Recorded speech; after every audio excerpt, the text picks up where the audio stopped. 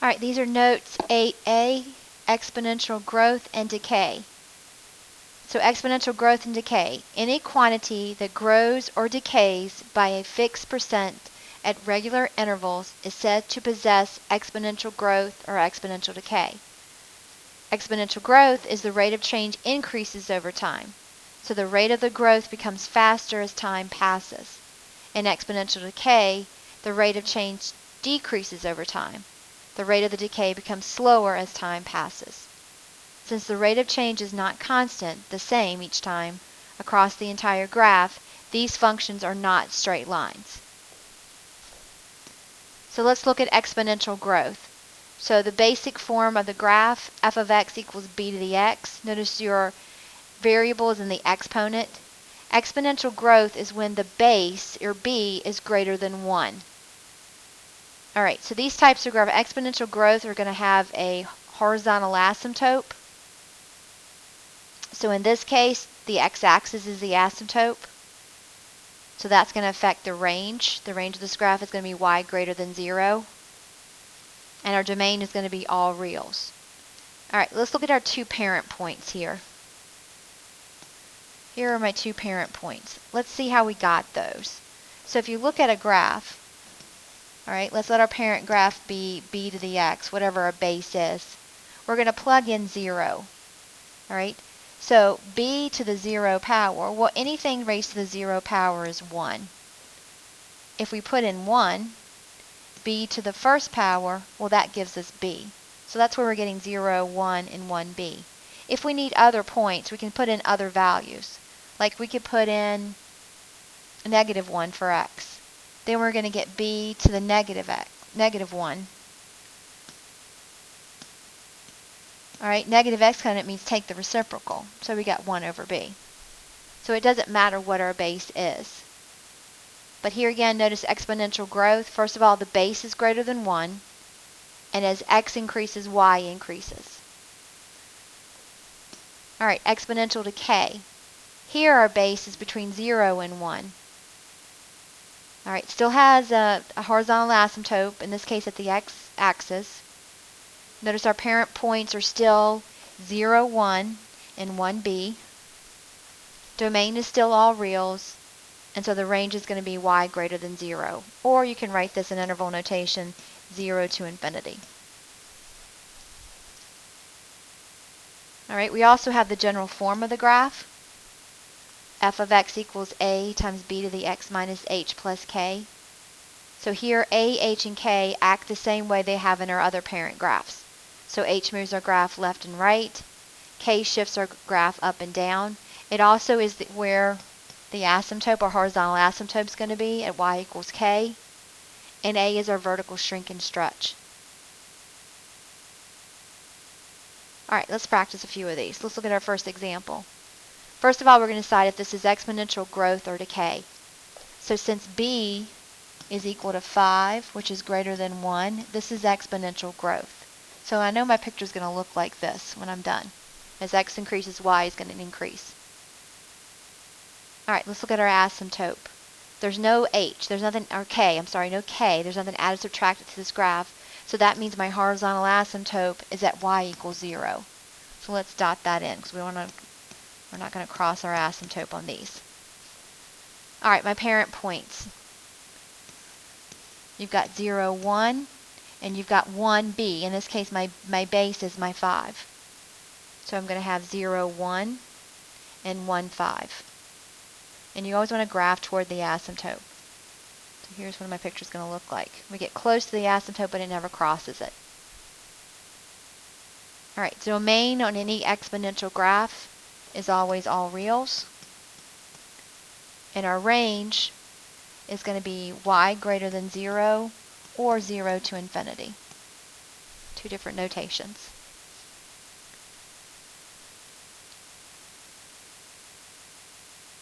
All right. All right, look at this graph. My base is 3/4. Since 3/4 is between 0 and 1, this is exponential decay. So I know my picture is going to look like this. All right, so let's look at what we've got here. Here my a is -2, and my k is negative 1.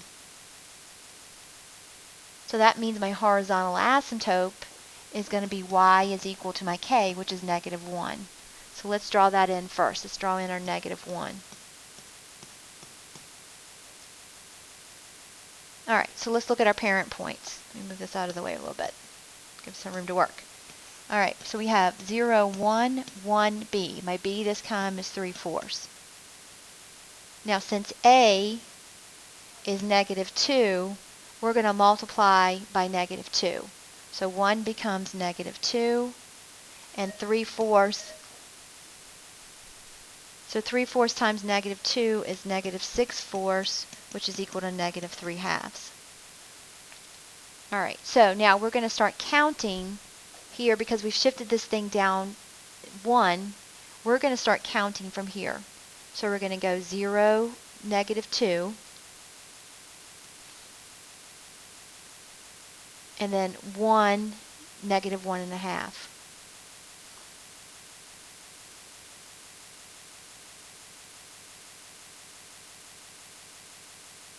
Alright, if we want another point in here to help us with our graph, if we're not sure how close we're going to get to that asymptote, we can put another value in. Let's put in 2. Alright, so our parent graph is going to be 2 3/4 squared, which is 9/16, times negative 2, which gives us what? 9 over negative 9/8. So negative 1 1/8. So a little bit over. Okay. So this thing is not quickly getting. You always want to graph toward that asymptote. So there's my picture.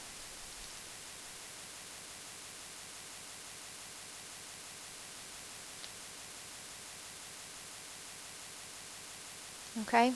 All right. Domain is all reals.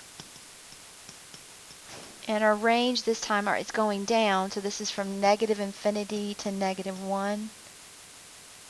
Or y is less than negative 1. All right, let's look at end behavior. As x is approaching infinity, so as x is getting bigger and bigger, what's y approaching? It's got that ceiling there, that asymptote. So that means it's going to get closer and closer to that negative 1.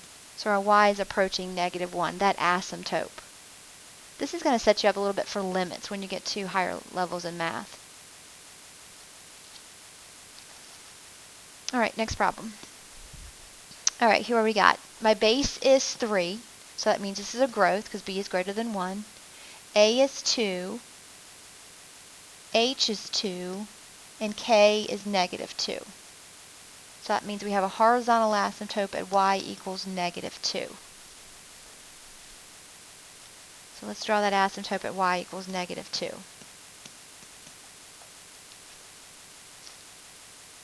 All right, let's get us some points. So we got 0, 1, 1, 3. Our a is 2, so we're multiplying by 2. So let's graph those and see if we need to put any more points in. All right, so we got, all right, now where are we counting from? So that h is going to shift us 2 to the right. So that means we're counting from here. So 0, 2, and 1, 6.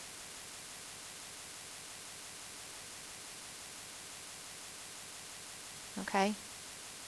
So because of the h, we shift it right 2, and because of the k being negative 2, we're down 2 from the origin. So this is where we start counting from.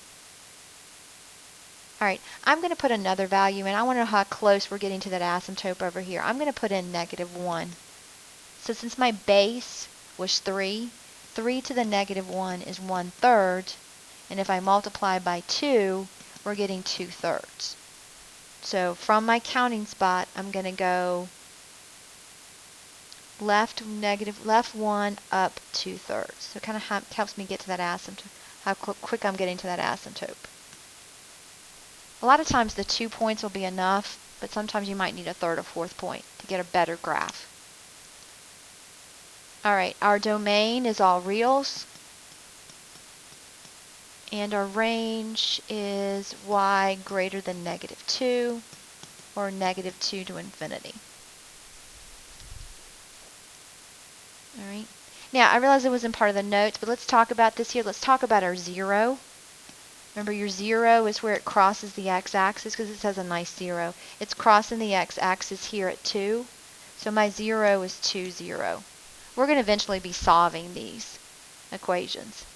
All right, but so here the 0 acts the same it's in any equation. Where it crosses the x-axis is our 0. All right, now we're going to introduce a new irrational number, or to us a new irrational number. It's e. It's going to be approximately 2.7. That's what we're going to use it as. It's like pi is an irrational number, 3.14. E is an irrational number. We're going to go at 2.72. All right. So here, like I said, just a little explanation of e. E is a real number constant that appears in some kinds of mathematic problems. Examples of such problems are those involving growth or decay, what we're doing right now. We're going to be looking at compound interest later on. We're also going to be looking at the statistical bell curve. All right, some practical applications, the shape of a hanging cable, such as the Gateway Arch in St. Louis. Some problems are probability, counting problems, and either the study of distribution of prime numbers. This is, and probably in your science classes you've also used E. Okay? All right, so that is going to give us a new y equals e to the x. All right, so you got to think about e as approximately 2.71 or 2.72. So that means our parent points here are going to be 0, 1, and 1e, which is 2.71 or 2.72 around. All right, there's no h or k here, so there's no k, so that means my horizontal asymptote is at y equals 0. All right, we're not shifting anything, so we're counting from the origin. So we're going to go 0, 1, and 1e, so 2, about 7. All right, so it's going to look like that. So y equals e to the x. It's still, and this is growth because our base here is 2.718, okay? So that's greater than 1, so this is still a growth example. All right, domain is all reals, and range is going to be y greater than 0, or 0 to infinity. All right, so that's exponential growth and decay. We're also going to introduce logarithmic functions today. So let's look at logs now. So the logarithmic function is the function y equals log base b of x. Logs are another way to write exponents, and we'll talk a lot more about what they mean later on. Right now we're going to learn how to graph them. Logs and exponentials are inverses of each other. So the log is an exponent with an inverse y equals b to the x. So they're going to be inverses of each other. All right, parent graphs for logarithms. Since they're inverses, all right, remember our parent points for our exponentials were 0, 1, and 1b. Well, for an inverse, you switch your x and your y. So now our parent points are going to be 1, 0, and b, 1. Instead of a horizontal asymptote, logs have a vertical asymptote. Now, what helps me to remember which way it goes? Look at log. Log starts with an L. That's a vertical line. So that helps me remember that logs have vertical asymptotes. So that means exponentials have to have horizontal asymptotes. Another way that we can help us to remember. Remember our parent point? Our parent point is 1, 0. We'll look at LO. It looks like 1, 0. So that helps me remember that, all right, 1, 0 goes with logs, and 0, 1 goes with exponential. All right, general form. Y equals log base b. All right, h is still going to move your graph left and right. K is going to move your graph up and down.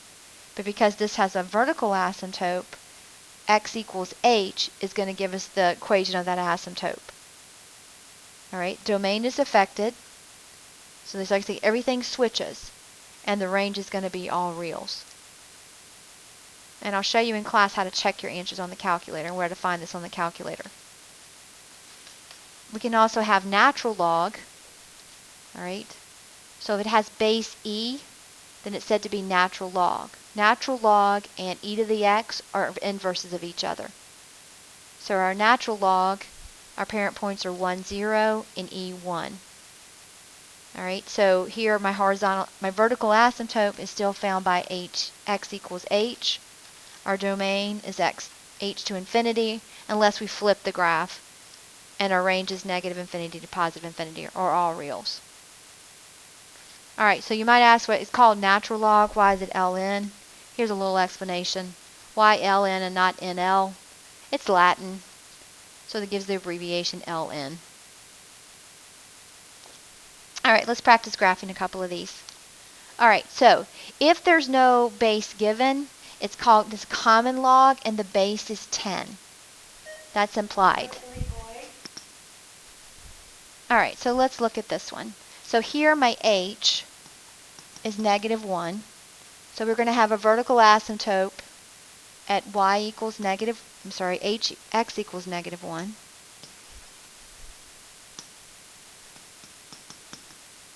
All right, vertical asymptote at x equals negative 1. All right, so let's graph that. X equals negative 1.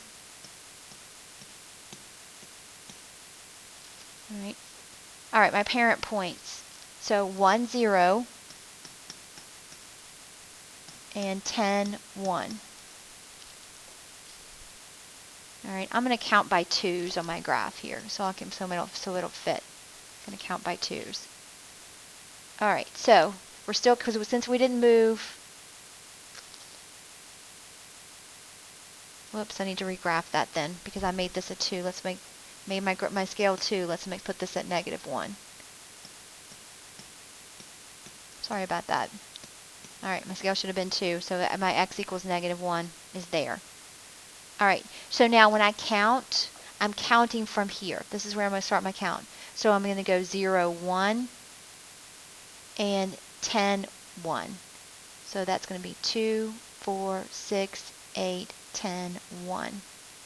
And we want to graph toward the asymptote. So there's my first log graph with base 10. All right, my domain goes from negative 1 to infinity, or x greater than negative 1, and my range is going to be all reals.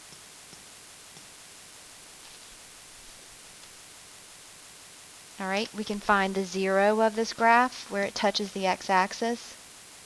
So it's touching the x-axis at 0, so my x-intercept is going to be 0, 0.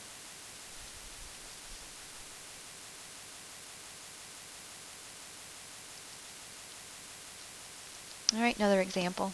All right, this one has base 2. All right, so base 2. So we're going to have my h is 1 and my k is 2. So my vertical asymptote is at x equals 1. So let's graph that. All right, I'm going to use my scale of 1. So I got x equals 1. All right, my parent points are 1, 0, and 2, 1. And I don't have any a to change my y value, so I don't have anything to multiply that by. All right, now this is going to move up 2. So so I went right 1, up 2. So this is where I'm going to start counting from. So 1, 0, and 2, 1. And you want to graph toward your asymptote. So that's what my graph looks like. All right, domain is x is greater than 1, or 1 to infinity, and my range is all reals.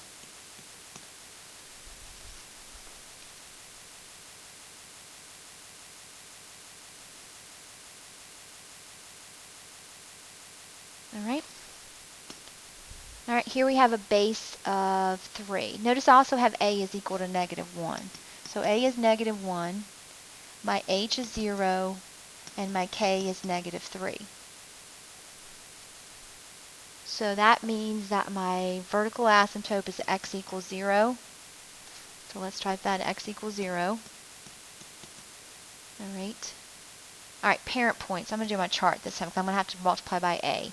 So I've got 1, 0, 3, 1, and I'm multiplying by negative 1 because a is negative.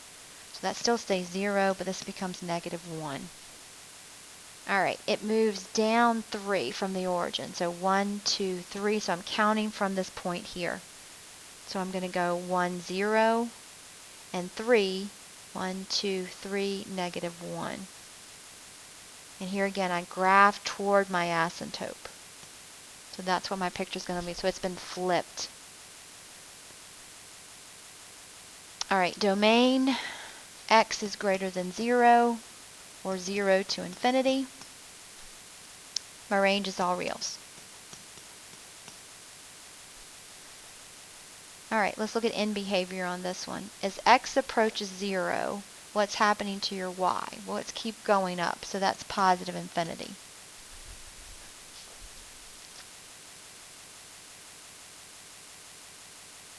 All right, let's graph a couple natural logs. All right, remember here my base is e. That's implied. My base is e.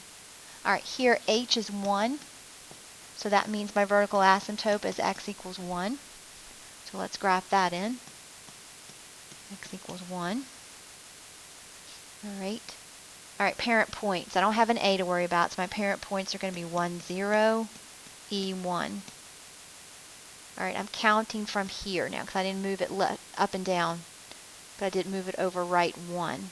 So 1, 0, and e 2.7, 1, 2, 7, 1. Graph towards your asymptote.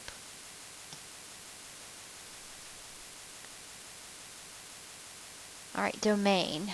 X is greater than 1, or 1 to infinity. Range is all reals. So it's all about memorizing those patterns. All right, end behavior again. As x approaches 0, so we're getting close to 0. Actually, we can't get to 0. This is a misprint on my notes. This should be as x approaches 1. So change that to a 1. So as x approaches 1, what's happening to f of x? It's going down, so that's negative infinity. Because we have that asymptote we can't cross. That's why as x approaches 1. All right, let's do one more, and we'll be done. All right, let's see what we got here.